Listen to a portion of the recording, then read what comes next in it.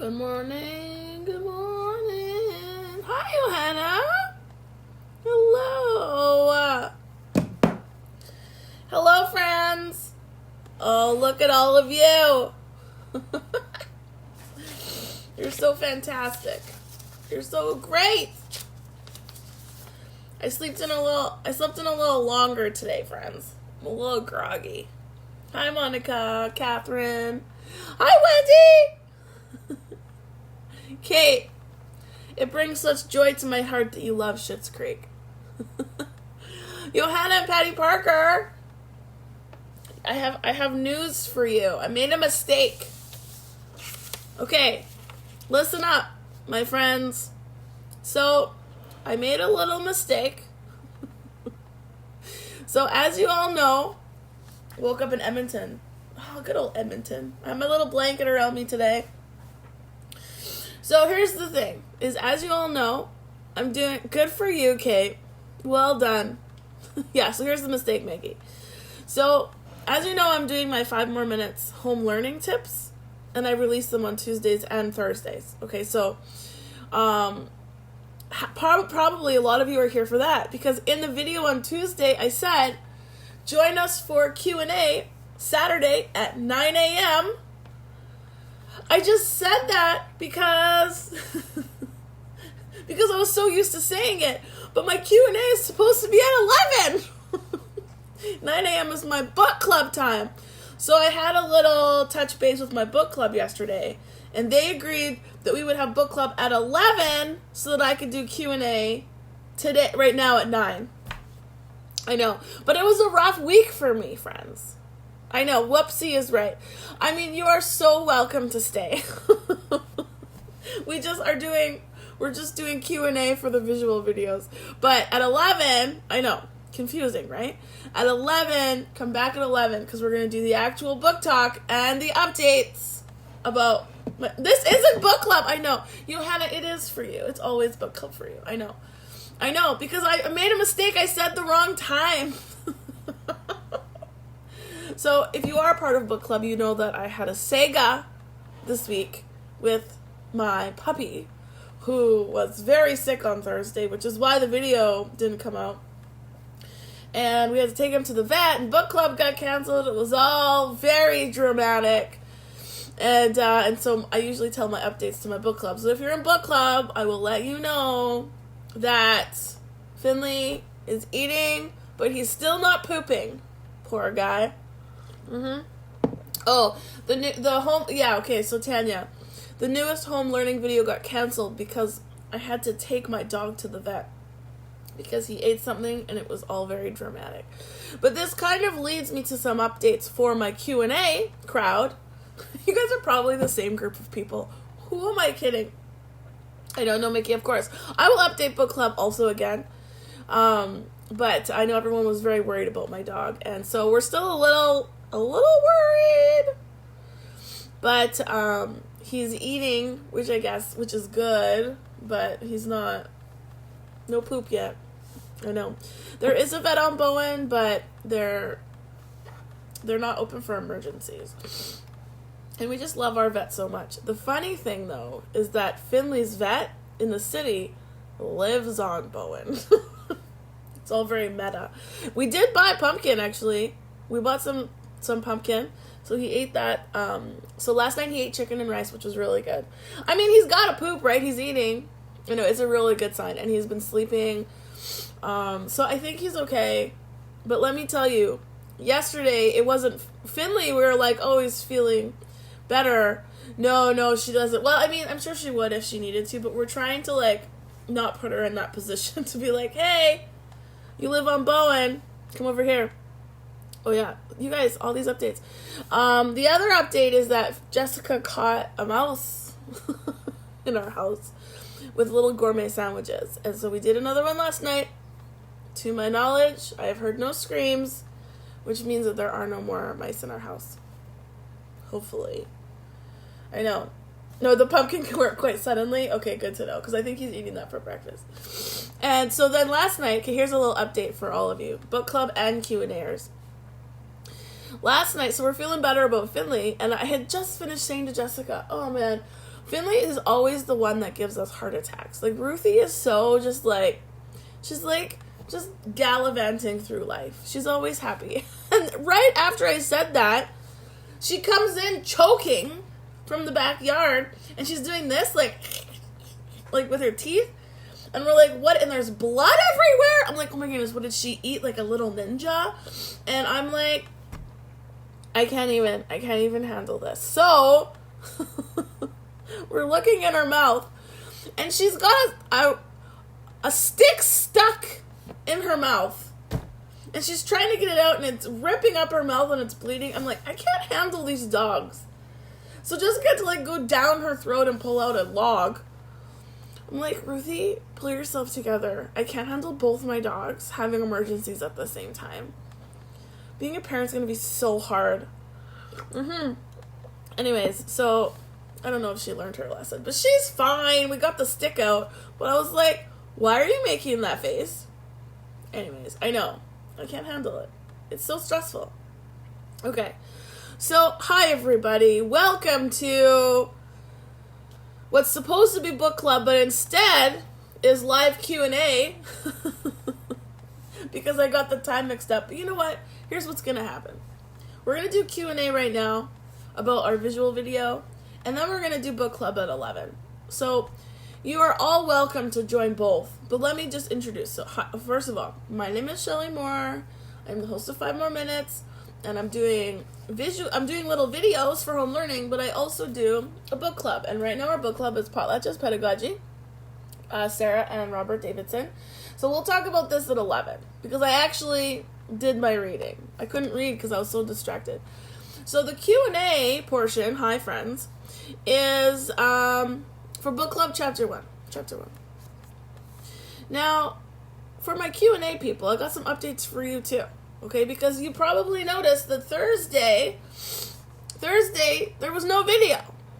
I was supposed to do videos Tuesday, Thursday, and then my dog had his little emergency. But then I also talked to Cousin Paul, who does all of the editing, and he's just like, I'm having a hard time keeping up with two videos, like 3 days apart. And I was like, me too. So what we're actually going to do is we're going to adjust the schedule a bit, because the videos on Thursday aren't getting well played.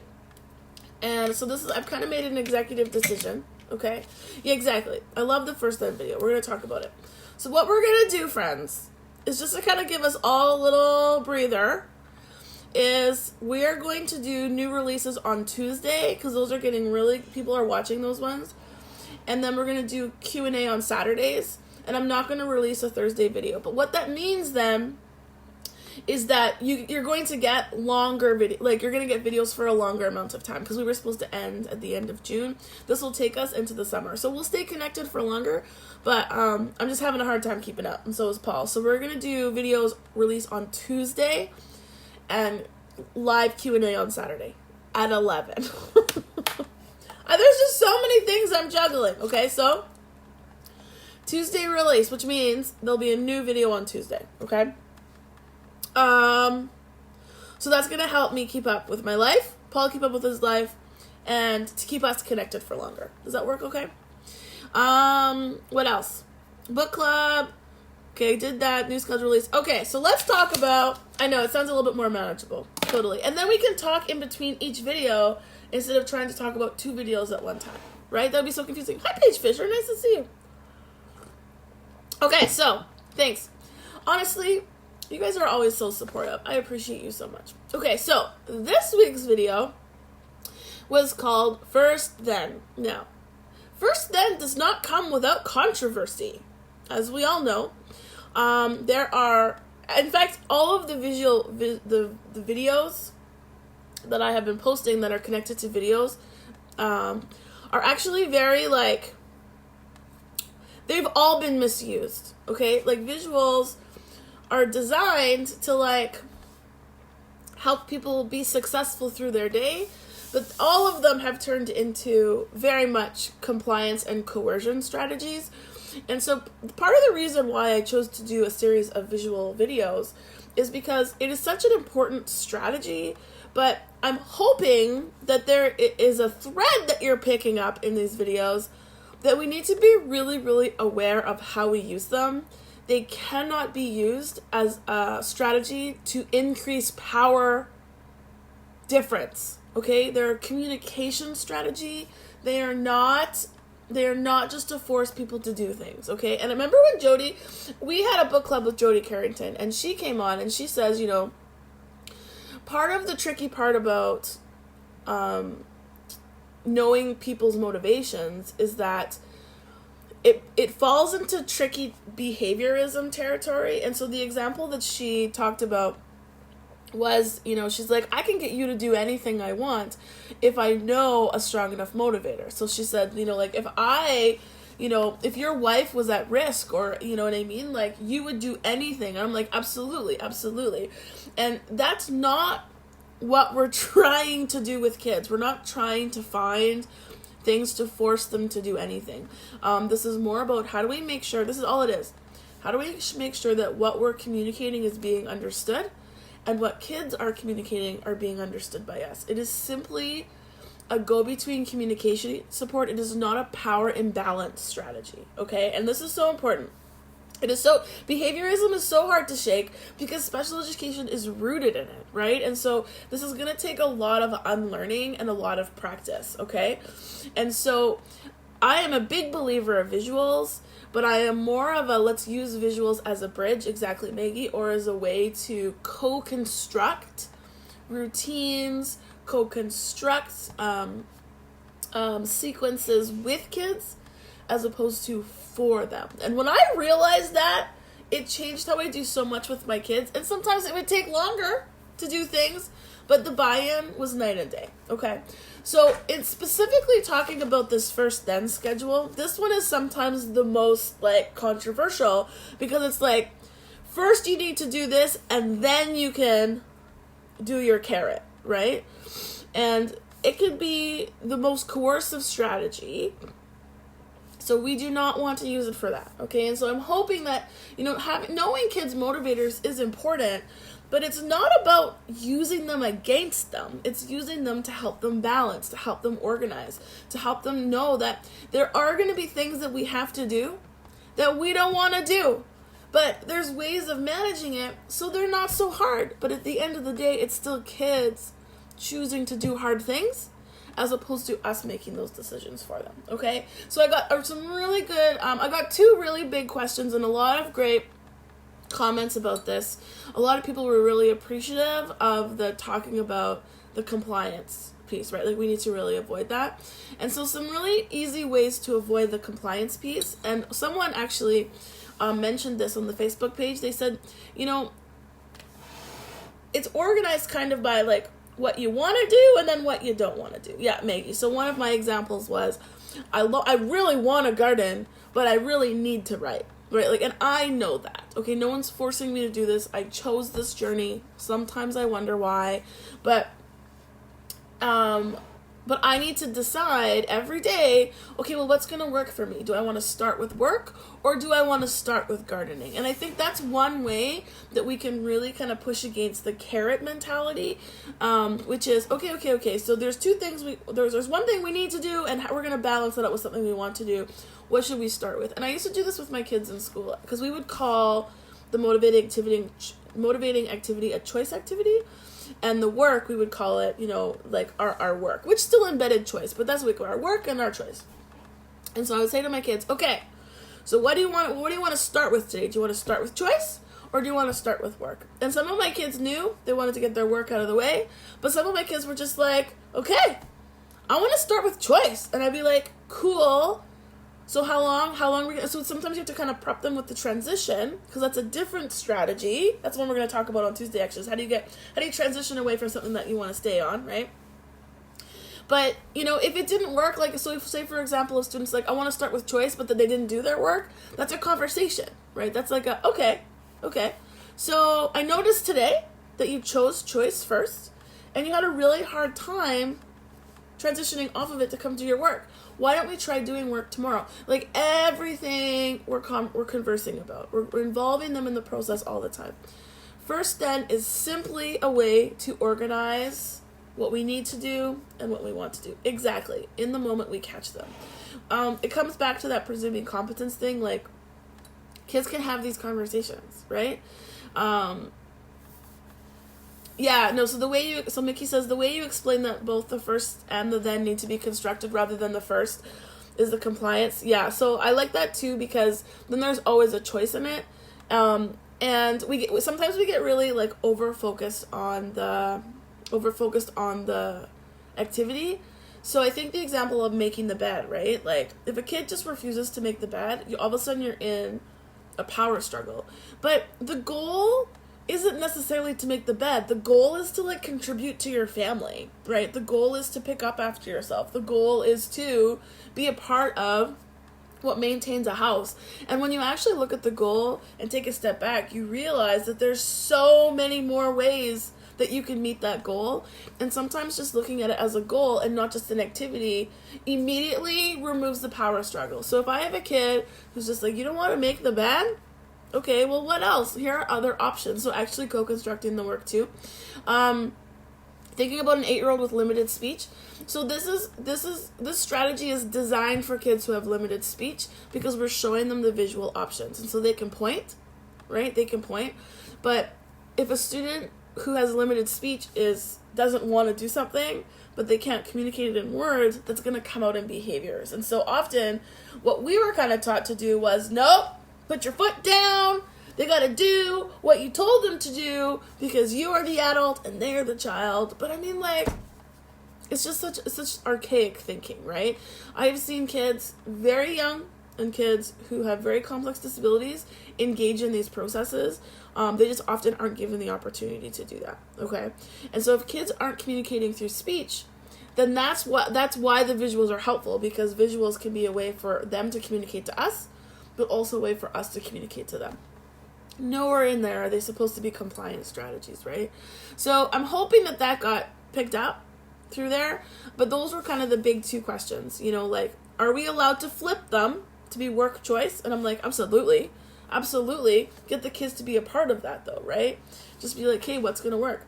You can always adjust the goal, break down the activity, task, whatever it is. It has to start with something or a small step. Oh, 100%. Yeah, totally.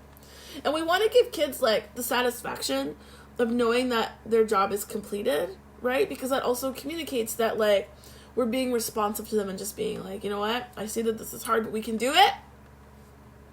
Right? So let's just end this. Let's end this. And I think that's kind of different from the narrative we've been told. There was one comment on Facebook that absolutely broke my heart, and I think I might remember it forever. But a self-advocate wrote on my Facebook and said, "This is so true. I learned very young not to tell anyone what I loved because it was used against me." Like, that is awful. That is not what this is about. This is not what this is for at all. This is about helping kids to manage and balance their day. Right? Okay. Friends, and help communicate. Like someone else put on the YouTube, like to help kids to see that before you can go into, like, they were talking about to go, I think it was to go in the car, like to go for a ride. And he would be like, he would get really like upset. Because before you can get to the car to the garage, you need to get the key, right? And so even just being able to communicate, first we need to get the key and then we can go in the car. Like it's a communication strategy when kids don't know what's next, when they're feeling they don't understand what's happening around them in that moment. This is a way that we can say, even with our words or with our pictures, first we got to do this and then we can go, right? Like just breaking it down either as a small sequence or as a way to balance, right? I know, isn't that like heartbreaking? Ugh. There's another thing that I read once that was an adult. Just type it in the box. Oh, Mickey. Oh, I see what you're saying. You can email me on Instagram or on Gmail, or you can just type it right now. Yeah, no problem. There was another article that I read once that was another one that stuck with me forever. It was written by an adult with autism who is non-speaking. But didn't get his augmentative communication device until he was like early adulthood. Okay, so he went to school like not having a communication method. And so he was writing about how when people don't think you can speak, they don't, like when you don't speak, people don't think you can understand. And so he talks about just like how people would talk about him just in front of him in just horrible ways, saying that he couldn't, that he couldn't do all of these things, but here he is sitting the whole time being like, hi, I understand you, right?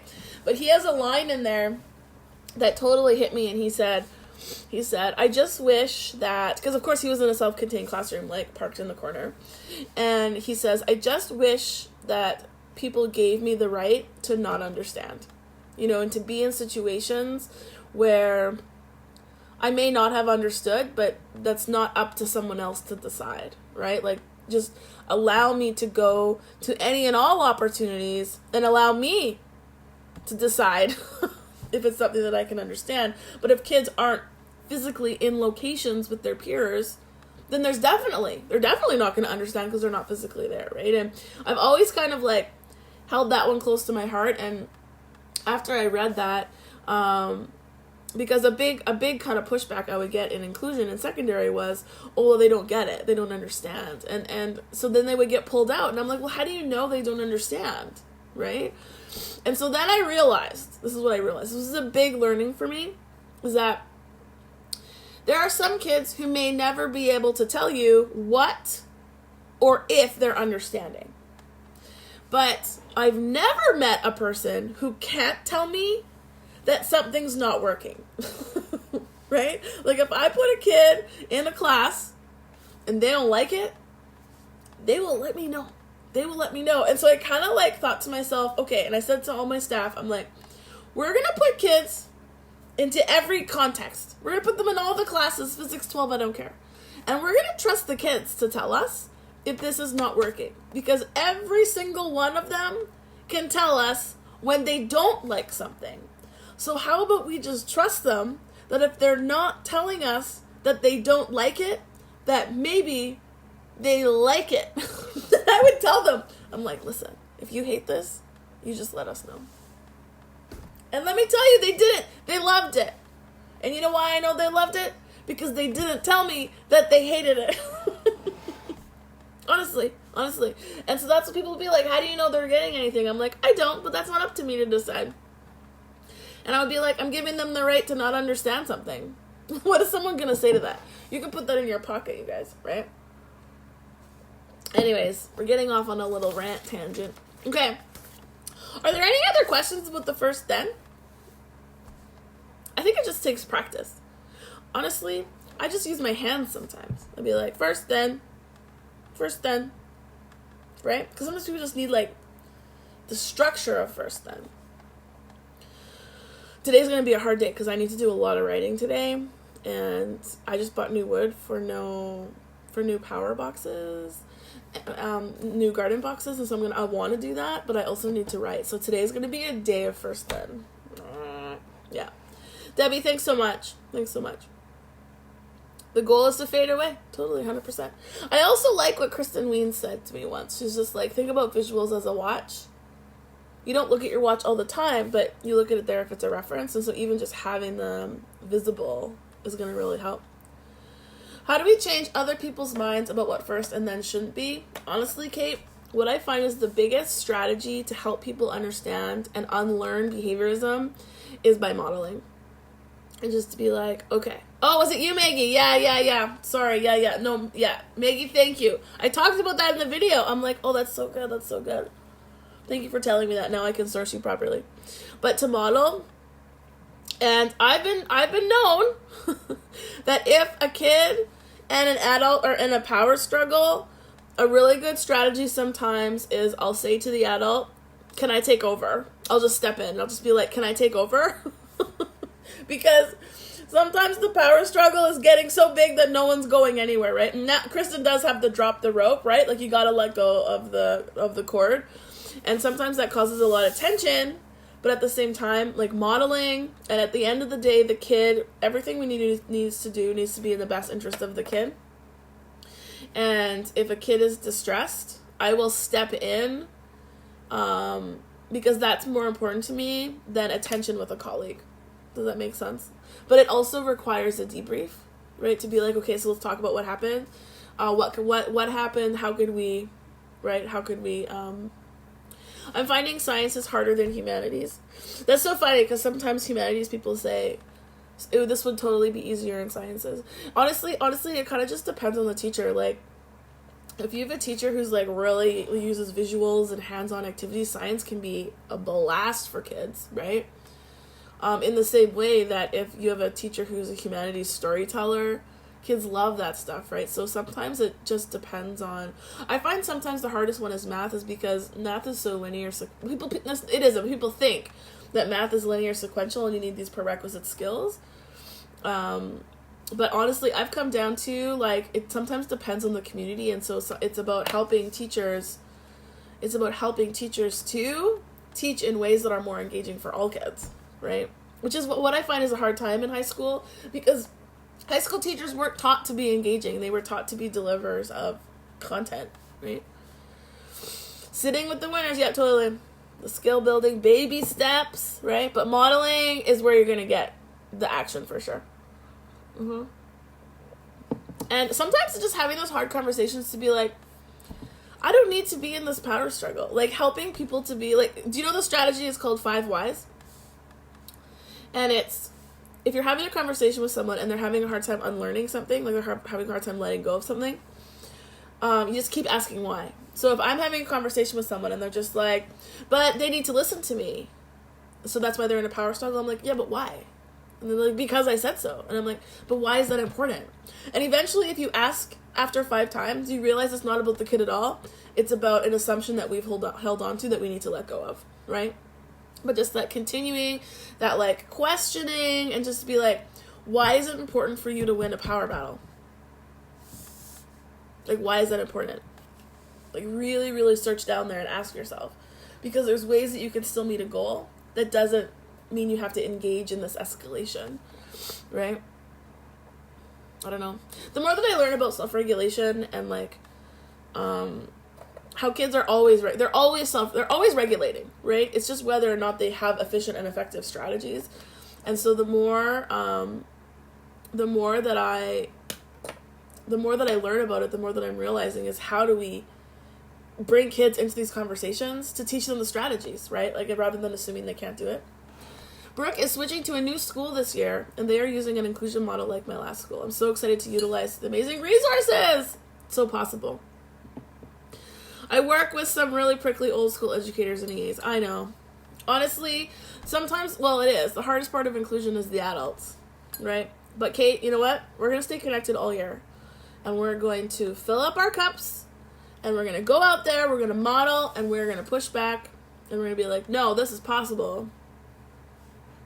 Shyla says, I need to be my babe soft place to land. He is criticized a lot too much. I know. Why does it have to be like that? Blah. Maggie, I like offering up a variety of visuals, keeping in mind the cultural value, the age, etc. Let the student choose on their own. Yeah. Honestly, everyone can make a choice. Because you can choose with your hands, you can choose with your eyes, you can choose with your elbows. Everyone can make a choice. So if you are not sure what a kid wants, make it a choice. Give them an option. Give them a choice of 2. They'll let you know. And if they're not, then go back to the first visual video. Make it an object. Make it a picture of them. Kids will let you know. I promise. Paige, get deeper into the values or assumptions driving the moment. Because it is. Especially in those struggles. Oh my goodness.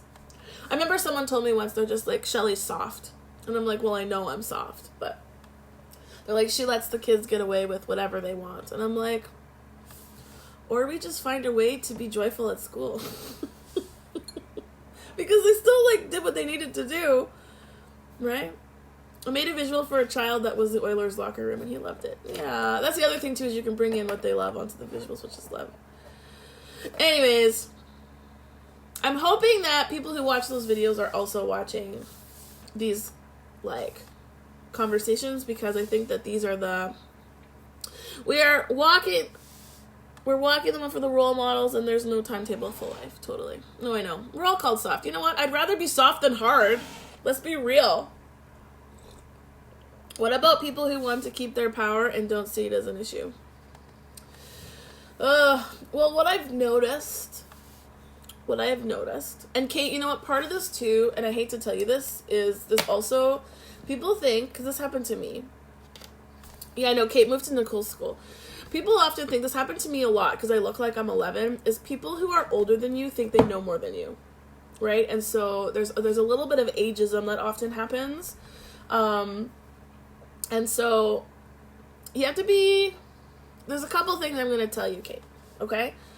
Is what I've noticed is that people who are really stuck in behaviorism, kids don't like them. They don't like them, and they don't behave for them, right? And so what happens, no, totally, Alex, and it's not fair. So what often happens is there becomes, what I notice with a lot of like adults that I work with who didn't think I knew anything because I was young, but also the kids liked me. And their interpretation was they like me because I'm soft, as opposed to they like me because I respected them, right? And so it got to this point where people started to notice that kids were behaving for me because I respected them. And I don't ever know, yeah, exactly. I don't ever know if people are going to get that. But at the same time, I got to this realization that I can't stop doing what I'm doing because people don't approve, because my kids are happier, right? And so slowly, you earn the respect from the adults around you. But I'm going to be real with you. It got to be the point where I had to move schools. I don't know if that is the answer. I don't know if that's the answer you wanted to hear, but like at some point in time, we need to be around people who are like with the winners, right? You go with the goers. I also had to be okay with the fact that there was a lot of people who didn't like me or approve what I did, and I just had to stop caring. Oh, here's a quote for you, Kate and Alex and everyone who's saying this. Ready? Maggie, ready for this? So, as you all know, I had a really hard time in my high school, right? And yeah, Bethany, it's hard. It's really hard. I had a really hard time in my high school because I misunderstood my role. Like, I thought that my job was to change people's minds about the kids I was working with, which we all know it can't work, right? And it's kind of like what you're saying, Kate, right? Like, how do we convince people that our kids deserve respect? Like, how do you teach that? You can't teach that. All you can do is show people what's possible. And so I was doing my master's at the time, and I read a quote that helped me change my mindset on this. Okay, you ready for it? It's Parker Palmer. We all love Parker Palmer. And it says, "The day that our teaching becomes authorized, we need neither weapons nor armor to teach." Okay, and what that means is the day that we validate our own practices, where we know that what we're doing is the right thing to do, you don't need to fight for it anymore. And I was fighting so hard to prove myself, and are you kidding me, Nicole? You've got to be kidding me. Nicole, tell me you're joking. Parker Palmer was made for you. Go get this book, The Courage to Teach. I can't. I'm speechless, Nicole. Oh my goodness. No. And it's so powerful because it's just like, and so whenever in those moments where I feel like I was trying to prove myself to someone, I was just like, oh, I don't need to prove myself to anyone because I know what I'm doing is the right thing to do. I know what I'm doing is reflective of what my kids need. And when I realized that, I realized I didn't need to fight anymore. Oh my goodness, you guys need to go. You are so funny. This is amazing. No, this is exactly, and this is it, like having conviction and trusting your judgment in your own practice. Because especially when you're young, people will not trust you, so we have to trust ourselves. And you know what? Michelle Obama would also say that. You gotta trust yourself, right? Oldie but a goodie, Parker Palmer. Oh, you guys, The Courage to Teach. Go get this book, The Heart of a Teacher. Like, you know what? We could read a Parker Palmer book. Parker Palmer is like soup for teachers' souls. Oh my goodness. Yeah, I'll put it in next book club for sure. Because I've read parts of it. Oh my goodness, this is so amazing. I think we've just created an enlightenment for the world. Parker Palmer is great. I mean, he's a little fluffy, but you know what? Teachers eat that up. Eat it up. He was in all of our grad classes. That's so funny. Okay, Parker Palmer, I'm writing it down. So, yeah. So anyways, in those moments, because it does take courage to be able to assert yourself in your own practice and in your own belief system, right? No, Kate, I am speaking directly to you because it's hard as a young teacher to establish yourself in a world of education where you think everyone needs to unlearn. And this is the book club or the Q&A. This is the Q&A, but we're like really digging in today. Yeah. Yeah, Heart of a Teacher is an article, easy to find. Okay. Can you believe this page, Fisher? I'm so excited that we just introduced Parker Palmer to this lovely group of people. Yeah. Oh, man, you guys, you're the best. You're the best. I appreciate you. 80% of communication is through body language. So do what you believe and others will see it. Ugh, it's so true. And you know, it's taken a long time. It takes a long time. But like, remember do you guys know the Lone Nut video? I explained it to Jodie Carrington where like there's one person dancing and everyone's looking at them like they're nuts. But then slowly but surely people are like, oh, thanks, Johanna. Slowly but surely people are like, you know what? That person's having fun and they're having way more success for me. I am going to go dance with them. And everyone in this little community is a little dancing lone nut. And it's so much easier to invite people to dance than to convince people to dance. And you do that by modeling. Some admin also needs to be like, it doesn't seem to me that you like kids. There's a lot of people I can say that to. But then I remember Jodie Carrington. Hurt people. And it's so hard. Because it's so much easier just to like, write people off and be like, you shouldn't be a teacher. But at the same time, those are the ones that need the connection the most. It's so exhausting. Oh, man. Show them. Model it. Model it and be confident. Like, if you think that people, I'm talking to like my baby teachers right now. If you feel like people are judging you, I want you to imagine it's me watching you and all of the supportive people in this community being like, you are doing it. You are doing it. And we support you. And those kids need you. Right? You guys, we're all lone nuts and we're all dancers. And we're happier, right? You know what? I'm going to add Parker Palmer to the Amazon list so you can see it. Yeah. Just breathe. Maybe I need a tattoo. Sit with the winners. Hurt people. No, seriously. Kate, you're the beginning of your career, and I'm watching you. So many of us are watching you. And I know sometimes it doesn't feel like there's other people who are on your side, but there's more of us than there are people who aren't. Sometimes we're just not as loud, right? So what does that mean? So if you shouldn't be soft, you should be hard. It's not about being soft or hard. It's about doing the hard work, connecting with the child. No, it's all about, like, responsivity, right? Like, what does the kid need? It's not about us, right?